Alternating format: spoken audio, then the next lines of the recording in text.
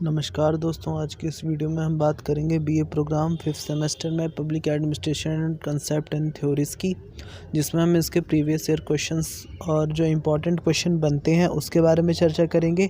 इस वीडियो में जो मैंने क्वेश्चंस दिए हैं उसके बाद मैं आपको जो हाल फिलहाल में पेपर एग्ज़ाम हुआ था 5th सेमेस्टर के पॉलिटिकल का वो दिखाऊँगा।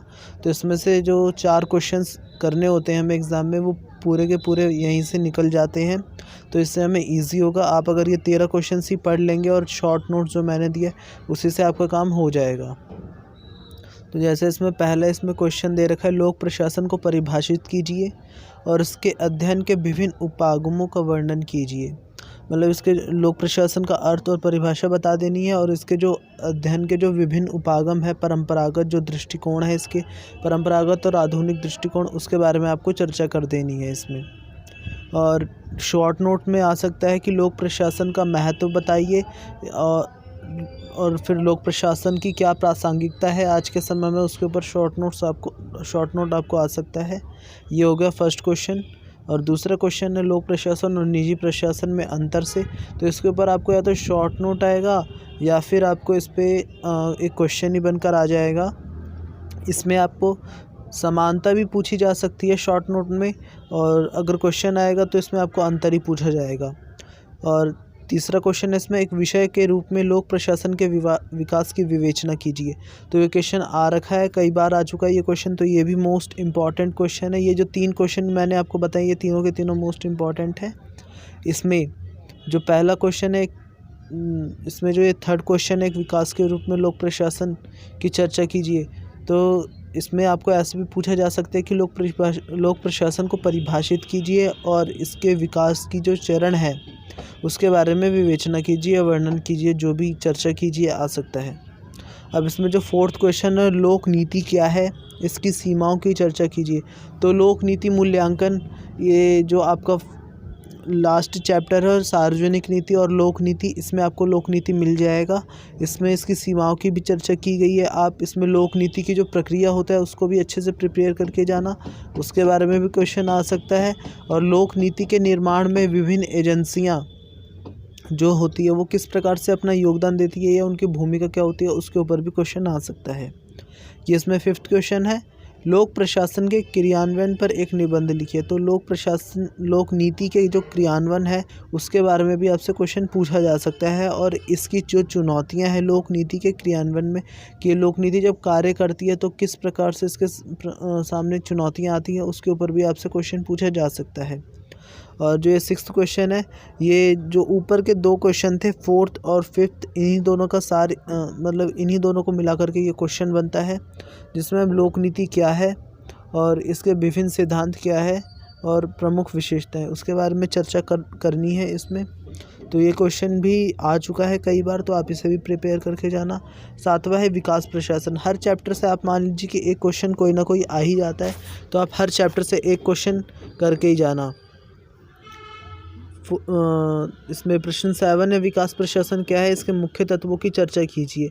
तो विकास प्रशासन क्या है और इसके मुख्य तत्व क्या है, इसके बारे में आपकी बुक में आपको दे रखा होगा, बहुत अच्छे से एसओएल की बुक में समझाया जा रखा है। नहीं तो आप जो नोट्स पढ़ते हैं उनसे भी आप पढ़ सकते हैं, जो मनीष वर्मा या जिनके भी आप नोट्स लेते हैं उनके नोट्स में भी आपको ये क्वेश्चंस मिल ही जाएंगे, तो आप उनसे भी पढ़ सकते हैं।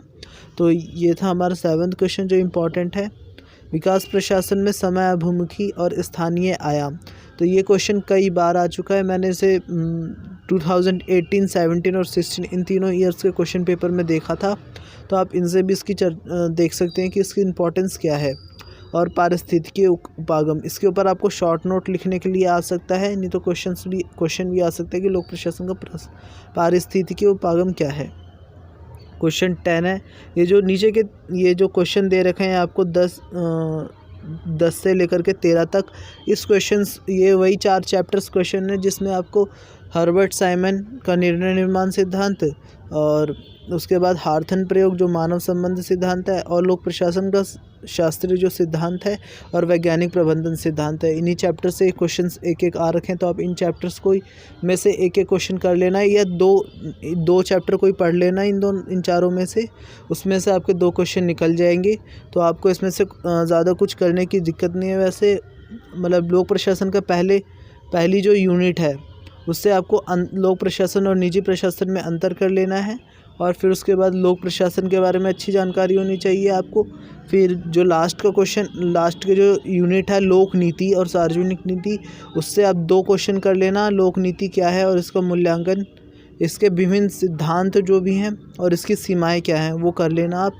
और विकास प्रशासन संबंधित कोई एक क्वेश्चन कर लेना, बस इतना काफ़ी है। और इसके शॉर्ट नोट जैसे कि यहाँ पे दिखा रखा है नवीन लोक प्रशासन, ये भी आपको जो लोक प्रशासन है उसी में मिल जाएगा। ये क्वेश्चन भी आपको नवीन लोक प्रशासन के बारे में, या जो विकास प्रशासन है उसमें आपको ये क्वेश्चन ज़रूर मिल जाएगा।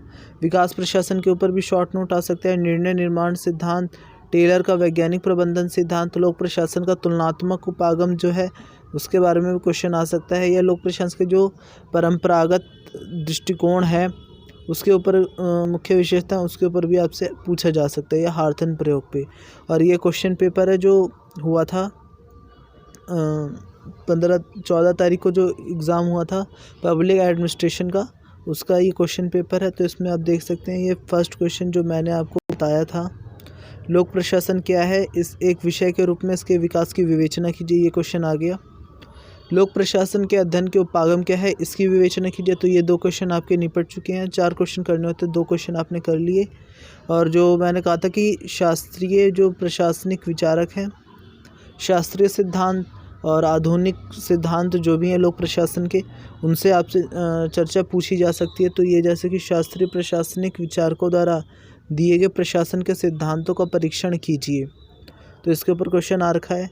और ये लोक प्रशासनिक मानवीय सिद्धांत का समालोचनात्मक मूल्यांकन कीजिए, तो इस पे ये चैप्टर भी आप कर सकते हैं, तो ये हो जाएगा। और फिर विकास प्रशासन को परिभाषित कीजिए, और विकास प्रशासन के समय और स्थान आयाम की विवेचना कीजिए। तो ये क्वेश्चन कई बार आ चुका है, तो आप इसे ज़रूर करके जाना। और फिर आता है लोक नीति को परिभाषित कीजिए, लोक नीति के विभिन्न सिद्धांत क्या है, इसका विश्लेषण। तो इसके ऊपर भी क्वेश्चन मैंने आपको बता ही दिया है कि हर चैप्टर से एक क्वेश्चन आ ही जाना है। तो आप जो चैप्टर आपको ज़्यादा समझ में नहीं आता उसको छोड़ देना, दो या एक चैप्टर आप छोड़ सकते हैं, और बाकी के आप एक एक क्वेश्चन कर लेना उन सभी चैप्टर से। और ये 7वां क्वेश्चन है, इसमें नीति मूल्यांकन के विशेष संदर्भ में लोक नीति की प्रक्रिया का वर्णन कीजिए।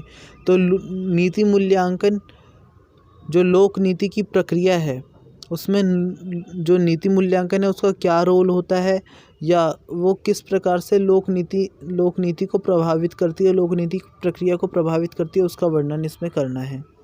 अब ये 8 जो था जो शॉर्ट नोट आता है, जैसा मैंने ऊपर में बता दिया था आपको पहले कि लोक प्रशासन के महत्व पर एक शॉर्ट नोट आ सकता है, और लोक प्रशासन और निजी प्रशासन में अंतर।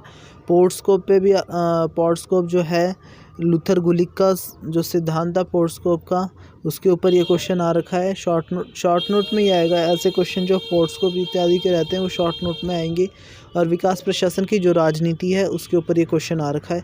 तो ये था हमारा इम्पॉर्टेंट क्वेश्चन पब्लिक एडमिनिस्ट्रेशन से रिलेटेड। अगर आपको इस वीडियो में कुछ भी इम्पोर्टेंट जानकारी मिली हो तो कृपया कर इसे लाइक करें, हमारे चैनल को सब्सक्राइब करें, और अगर किसी को इसकी ज़रूरत हो इस वीडियो की तो उसके पास प्लीज़ इसे शेयर करें ताकि उसको भी इसके बारे में पता चल जाए।